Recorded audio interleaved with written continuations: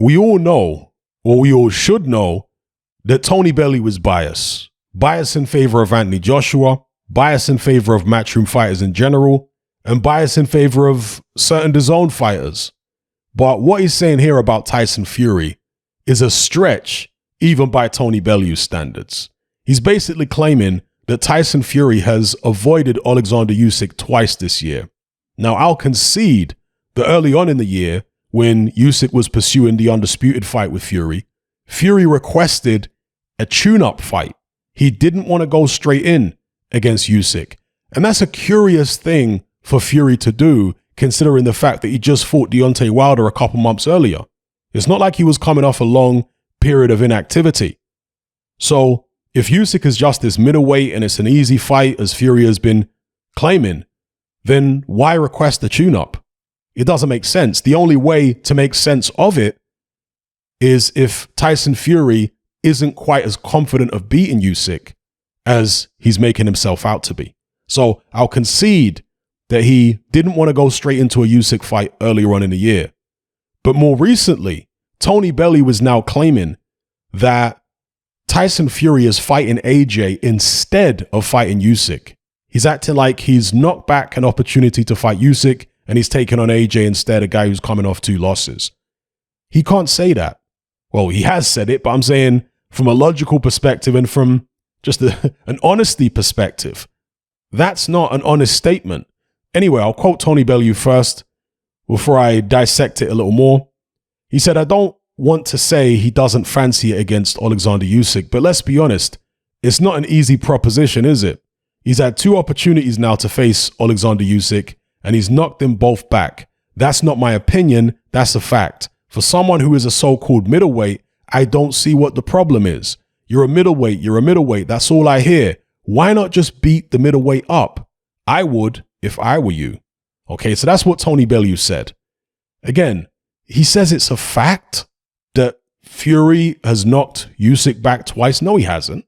Once, okay, you can say that he did it once, maybe, or at least he wanted a tune-up first. But twice, nah.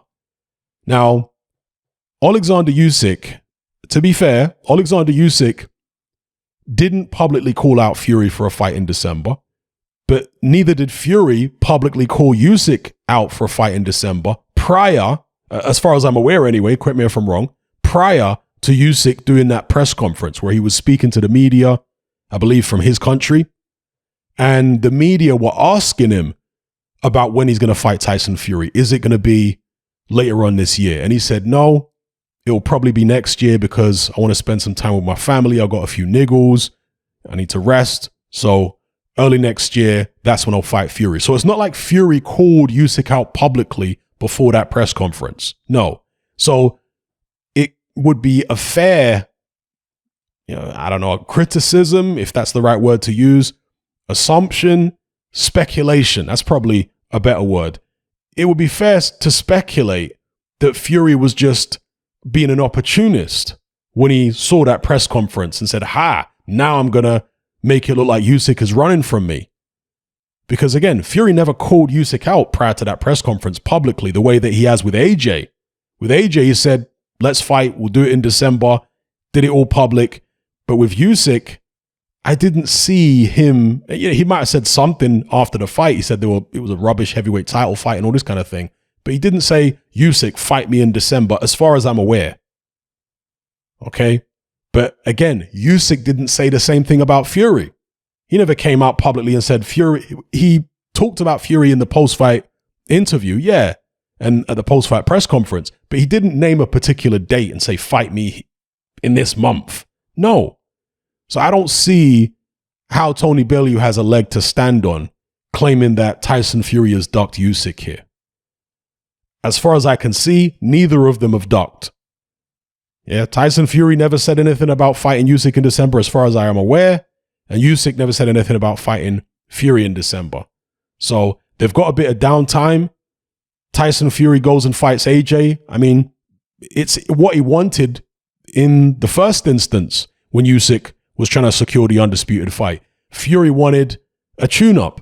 Well, here he gets an opportunity to have a tune-up against Anthony Joshua. And to be fair, it's definitely a more dangerous tune-up than most fighters would be taking for sure. And more dangerous than the tune-up that he was looking to take in early 2022, which I think was Robert Helenius. So it is what it is. I'm not sure how that translates to Usyk. You know, Fury fighting AJ first, because Usyk is a small, mobile, very fast, very skillful fighter, great balance, great foot speed, hand speed, upper body movement, you name it. AJ, obviously, as we've seen when he was in the ring against Usyk, is slower. He's not as mobile, not as well coordinated. AJ's got good hand speed, but hand speed on a punching bag or hand speed on the pads isn't necessarily the same as hand speed in the ring, because if you're not fighting a stationary target and you're not as coordinated as your opponent, he can look faster than you even in terms of hand speed, because you need a stationary target to get those fast combinations off, whereas your opponent can get his fast combinations off on the move. So you're reduced to throwing 1 or 2 shots at a time that don't look particularly fast. You see it? So anyway, yeah, I'm not sure how AJ really would prepare Fury for a Usyk fight, but maybe it's not about that. Maybe it's just about going through the motions in terms of getting out in the ring and, you know, having to think and box and doing all that kind of thing. Just staying sharp and making sure that he's match ready rather than looking for a particular style, like a little mobile southpaw to ready himself for Alexander Usyk. Anyway, that's my take on it. Tony Bellew being biased as usual. And I've long said that when it comes to the DAZN team, the broadcast team, I like Andy Lee. Ade, I think, does a good job. But other than that, I mean, who is there? Andy Lee, Ade, I'd probably sack the rest if it was down to me, because the likes of Tony Bellew, I mean, horrible. I do like, though, when they've brought in Carl Froch and David Hay on DAZN. Hay has been on DAZN, hasn't he? I'm sure he's been on DAZN. Also, Barry Jones has been on DAZN before, and he's definitely a good addition. Barry Jones, yep, I approve. Hay, Froch, I approve of those too. But Bellew, oh, he's god-awful. I've yet to come across somebody who actually likes Tony Bellew as a pundit. As a fighter, I respected Tony Bellew massively. He had a huge heart and he wanted to fight the best. But as a pundit and as a person, I mean, God, Tony Bellew, he is something else. And we all remember what he said when he retired, that he was never going to appear on camera again. I'm going to go be with my wife and kids, all that kind of stuff. And since that time, all we've ever seen is him on camera. He's never been off. He can't get enough of the camera, this guy. So anyway, let me know what you guys think in the comments below about Tony Bellew's legendary bias. If you're tired of the biased narratives and mass censorship on mainstream platforms, and you want to be part of a community of critical thinkers who love free speech just as much as you do, then come and join me on Patreon and access my weekly no-holds-barred, censorship-free podcast where we lift the lid on a wide variety of controversial topics. It's not mainstream friendly, it's not politically correct, but that's the whole point.